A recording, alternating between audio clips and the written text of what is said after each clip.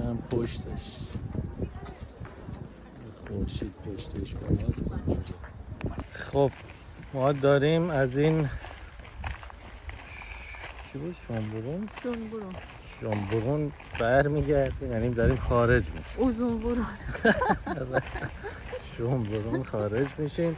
یه نکته‌ای که خواستم بگم تا یادم نرفته، این پشت اینجا که داریم ازش دور میشیم همون جاییه که این پردیس همون دیواره حالت قلعه طوریه که عقابم بالاشه اونجاست.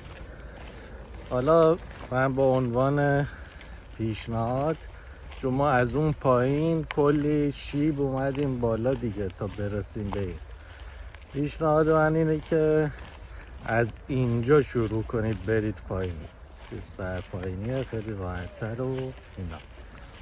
حالا برای که از اینجا شروع کنید قاعدتاً باید از این خیابونی که اینجا هست، گوش دستمو اینجا، آره از اونجا باید وارد بشید از در اینجاش.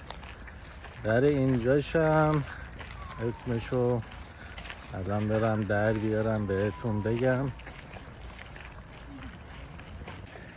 خب اونجایی که باید حالا توی مپ بزنید بیاید، خیابون گرونبرگ یا گرونبرگ اشتقاسه شماره 24، این پلاک 24.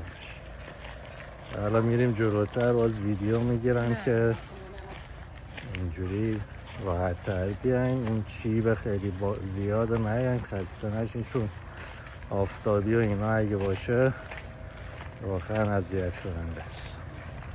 خب رسیدیم دم در. این همین نقطه‌ای که بهتون میگم از اینجا وارد بشید خوبه.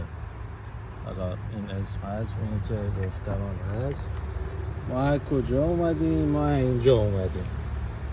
در اینجا اون چیز اصلی است، اون کاخ اصلی است که اینجا رو ما دور زدیم اینوری و اینجا اومدیم بالا. این پیش اون عقابه که گفتم هست، ولی این قسمت ها همه شیب داره دیگه تا بخواید برید بالا.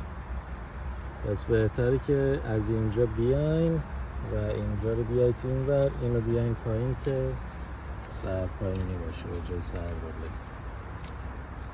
اینم درش اگه دفعه خواستید ببینید که درست اومدید یا نه.